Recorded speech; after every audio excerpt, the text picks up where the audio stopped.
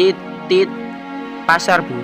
Begitu tanya Pak sopir ketika menjumpai deretan ibu-ibu di pinggiran jalan. Tak ada jawaban dari mereka. Tampaknya mereka sedang membincangkan sesuatu yang enggan diganggu. Hanya gelengan kepala yang menjadi jawaban tidak.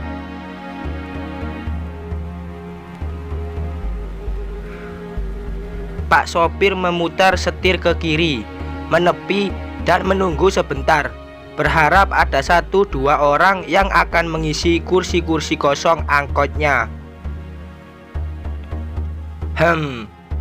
Memang baru 2 orang saja yang duduk di dalam. 1 laki-laki tepat di sampingku dan seorang cewek di depanku, tepat di sebelah pintu angkot. Siang yang panas, angin pun seakan tak mampu mengibarkan kerudungku.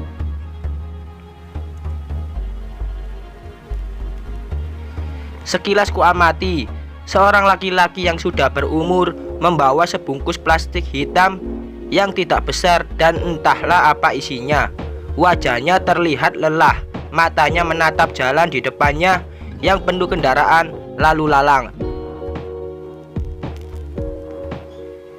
Tak dipungkiri, sesekali mata itu lambat laun menutup dan karena sunyi bunyi-bunyi yang didengarnya kemudian membuatnya mata itu terkaget dan terbuka. "Ngantuk mbak?" sapanya padaku dengan senyuman yang dipaksa. Terkejut dan kikuk, tak kusangka aku tertangkap basah. Aduh, malu. Ku balas dengan senyuman seadanya. Beginilah kebiasaan yang tidak pernah aku rancang. Aku senang mengamati hal-hal di sekitarku, mencoba menebak dan menjadikan mereka kumpulan cerpen di kepalaku, termasuk suasana angkutan ini. Angkutan bagiku seperti sahabat. Dia selalu ada dalam senang dan susahku.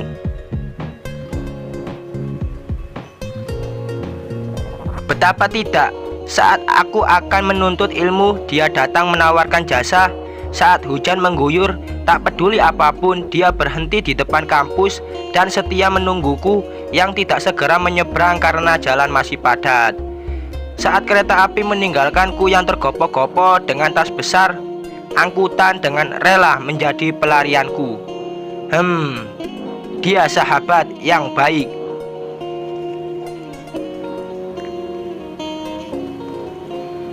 "Ke terminal Gadang pak?"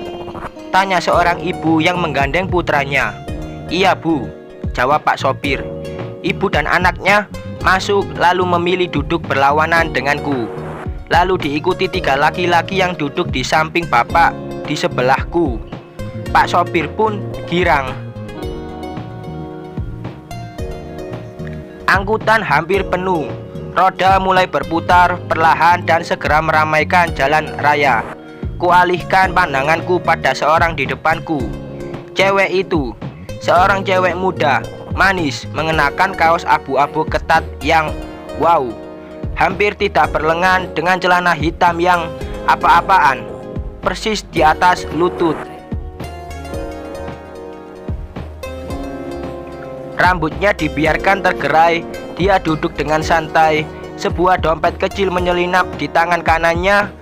Kalau diperhatikan, sepertinya dia seorang mahasiswi yang mungkin sedang tidak ada mata kuliah, sehingga berniat jalan-jalan atau akan menemui seseorang.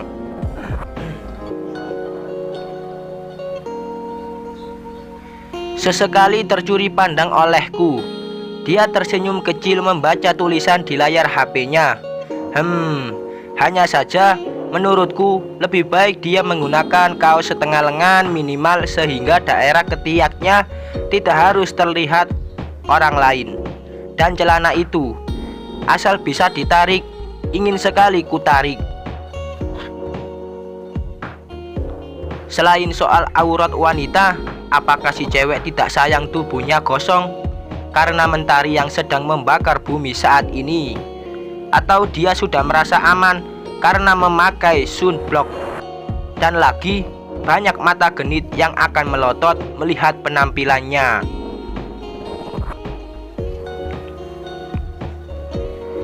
Aduh, entahlah. Yang jelas ia terlihat nyaman-nyaman saja.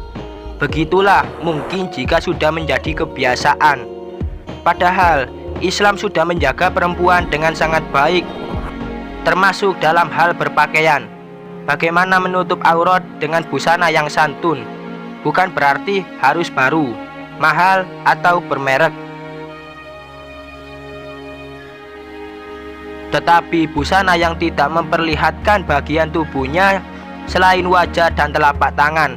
Karena perempuan dianggap spesial, dia lebih berharga daripada emas, lebih bernilai dari mutiara, lebih indah dari sutra.